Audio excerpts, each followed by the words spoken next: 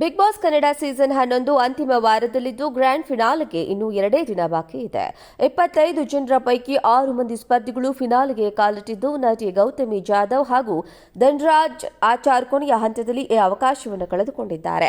Finale ವಾರಕ್ಕೆ ಕಾಲಿಡುವ ಅಂಚಿನಲ್ಲಿದ್ದ ಧನ್ರಾಜ್ ಆಚಾರ್ ಕೊನೆಯ ಕ್ಷಣದಲ್ಲಿ ಈ ಅವಕಾಶವನ್ನು ಕಳೆದುಕೊಂಡರು.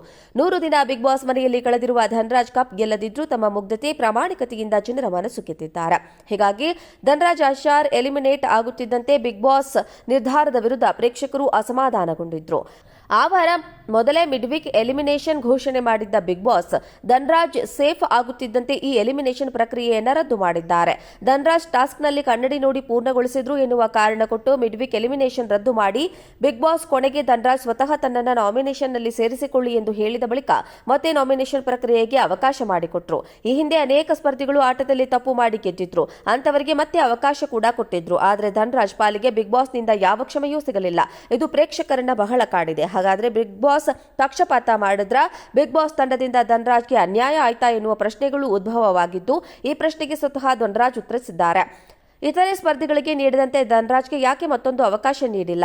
ಇದು ಯಾರೋ ಒಬ್ಬ ಸ್ಪರ್ಧಿಯನ್ನ ಉಳಿಸುವ ಹುನ್ನಾರವೇ ಎನ್ನುವ ಪ್ರಶ್ನೆಗೆ ಉತ್ತರಿಸಿದ ಧನ್ರಾಜ್, ನಾನು 100 ದಿನ ಬಿಗ್ ಬಾಸ್ ಮನೆಯಲ್ಲಿ ಇದ್ದು ನೋಡಿದ ಪ್ರಕಾರ ಬಿಗ್ ಬಾಸ್ ಪಕ್ಷಪಾತವಾಗಿ ಯಾವುದೇ ತೀರ್ಮಾನ ಕೊಡ್ತಾರೆ ಅಂತ ಅನಿಸಿಲ್ಲ. ಆಟದಲ್ಲಿ ಯಾರ ಪರವಾಗಿಯೂ ತೀರ್ಮಾನ ಕೊಟ್ಟಿಲ್ಲ. ತ್ರಿವಿಕ್ರಮ್ ಅವರ ಆಟದಲ್ಲಿ ಕೂಡ ನೋಡೋದಾದ್ರೆ ಮತ್ತೊಮ್ಮೆ ಎಚ್ಚರಿಕೆ ಕೊಟ್ಟು ಆಟ ಆಡಿಸ್ತಾರೆ.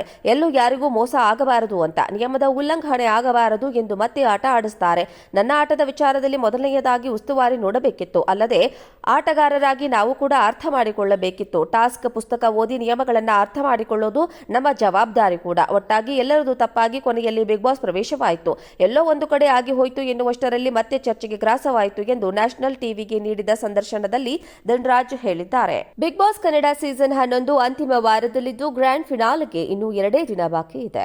25 ಜನರ ಪೈಕಿ 6 ಮಂದಿ ಸ್ಪರ್ಧಿಗಳು ಫಿನಾಲೆಗೆ ಕಾಲಿಟ್ಟಿದ್ದು ನಟಿ ಗೌತಮಿ ಜಾಧವ್ ಹಾಗೂ ಧನ್ರಾಜ್ ಆಚಾರ್ ಕೊನೆಯ ಹಂತದಲ್ಲಿ ಈ ಅವಕಾಶವನ್ನು ಕಳೆದುಕೊಂಡಿದ್ದಾರೆ. ಫಿನಾಲೆ ವಾರಕ್ಕೆ ಕಾಲಿಡುವ ಅಂಚಿನಲ್ಲಿದ್ದ ಧನ್ರಾಜ್ ಆಚಾರ್ ಕೊನೆಯ ಕ್ಷಣದಲ್ಲಿ ಈ ಅವಕಾಶವನ್ನು ಕಳೆದುಕೊಂಡರು. 100 ದಿನ ಬಿಗ್ ಬಾಸ್ ಮನೆಯಲ್ಲಿ ಕಳೆದಿರುವ ಧನ್ರಾಜ್ ಕಪ್ ಗೆಲ್ಲದಿದ್ರೂ ತಮ್ಮ ಮುಗ್ಧತೆ ಪ್ರಾಮಾಣಿಕತೆಯಿಂದ ಜನರ ಮನಸ್ಸು ಗೆದ್ದಿದ್ದಾರೆ. ಹೀಗಾಗಿ ಧನ್ರಾಜ್ ಆಚಾರ್ ಎಲಿಮಿನೇಟ್ ಆಗುತ್ತಿದ್ದಂತೆ ಬಿಗ್ ಬಾಸ್ ನಿರ್ಧಾರದ ವಿರುದ್ಧ ಪ್ರೇಕ್ಷಕರು ಅಸಮಾಧಾನಗೊಂಡಿದ್ರು. ಆ ವಾರ ಮೊದಲೇ ಮಿಡ್ವೀಕ್ ಎಲಿಮಿನೇಷನ್ ಘೋಷಣೆ ಮಾಡಿದ್ದ ಬಿಗ್ ಬಾಸ್ ಧನ್ರಾಜ್ ಸೇಫ್ ಆಗುತ್ತಿದ್ದಂತೆ ಈ ಎಲಿಮಿನೇಷನ್ ಪ್ರಕ್ರಿಯೆಯನ್ನು ರದ್ದು ಮಾಡಿದ್ದಾರೆ.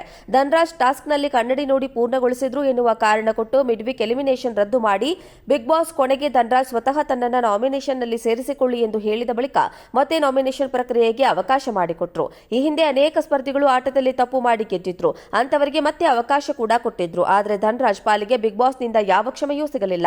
ಇದು ಪ್ರೇಕ್ಷಕರನ್ನ ಬಹಳ ಕಾಡಿದೆ. ಹಾಗಾದ್ರೆ ಬಿಗ್ ಬಾಸ್ ಪಕ್ಷಪಾತ ಮಾಡಿದ್ರ? ಬಿಗ್ ಬಾಸ್ ತಂಡದಿಂದ ಧನ್ರಾಜ್ಗೆ ಅನ್ಯಾಯ ಆಯ್ತಾ ಎನ್ನುವ ಪ್ರಶ್ನೆಗಳು ಉದ್ಭವವಾಗಿದ್ದು, ಈ ಪ್ರಶ್ನೆಗೆ ಸ್ವತಃ ಧನ್ರಾಜ್ ಉತ್ತರಿಸಿದ್ದಾರೆ. ಇತರೆ ಸ್ಪರ್ಧಿಗಳಿಗೆ ನೀಡಿದಂತೆ ಧನ್ರಾಜ್ಗೆ ಯಾಕೆ ಮತ್ತೊಂದು ಅವಕಾಶ ನೀಡಿಲ್ಲ?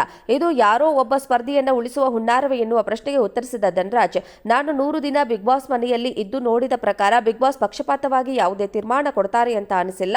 ಆಟದಲ್ಲಿ ಯಾರ ಪರವಾಗಿಯೂ ತೀರ್ಮಾನ ಕೊಟ್ಟಿಲ್ಲ. ತ್ರಿವಿಕ್ರಮ್ ಅವರ ಆಟದಲ್ಲಿ ಕೂಡ ನೋಡೋದಾದ್ರೆ ಮತ್ತೊಮ್ಮೆ ಎಚ್ಚರಿಕೆ ಕೊಟ್ಟು ಆಟ ಆಡಿಸ್ತಾರೆ. ಎಲ್ಲೂ ಯಾರಿಗೂ ಮೋಸ ಆಗಬಾರದು ಅಂತ, ನಿಯಮದ ಉಲ್ಲಂಘನೆ ಆಗಬಾರದು ಎಂದು ಮತ್ತೆ ಆಟ ಆಡಿಸ್ತಾರೆ. ನನ್ನ ಆಟದ ವಿಚಾರದಲ್ಲಿ ಮೊದಲನೆಯದಾಗಿ ಉಸ್ತುವಾರಿ ನೋಡಬೇಕಿತ್ತು. ಅಲ್ಲದೆ ಆಟಗಾರರಾಗಿ ನಾವು ಕೂಡ ಅರ್ಥ ಮಾಡಿಕೊಳ್ಳಬೇಕಿತ್ತು. ಟಾಸ್ಕ್ ಪುಸ್ತಕ ಓದಿ ನಿಯಮಗಳನ್ನು ಅರ್ಥ ಮಾಡಿಕೊಳ್ಳೋದು ನಮ್ಮ ಜವಾಬ್ದಾರಿ ಕೂಡ. ಒಟ್ಟಾಗಿ ಎಲ್ಲರದು ತಪ್ಪಾಗಿ ಕೊನೆಯಲ್ಲಿ ಬಿಗ್ ಬಾಸ್ ಪ್ರವೇಶವಾಯಿತು. ಎಲ್ಲೋ ಒಂದು ಕಡೆ ಆಗಿ ಹೋಯಿತು ಎನ್ನುವಷ್ಟರಲ್ಲಿ ಮತ್ತೆ ಚರ್ಚೆಗೆ ಗ್ರಾಸವಾಯಿತು ಎಂದು ನ್ಯಾಷನಲ್ ಟಿವಿಗೆ ನೀಡಿದ ಸಂದರ್ಶನದಲ್ಲಿ ಧನ್ರಾಜ್ ಹೇಳಿದ್ದಾರೆ.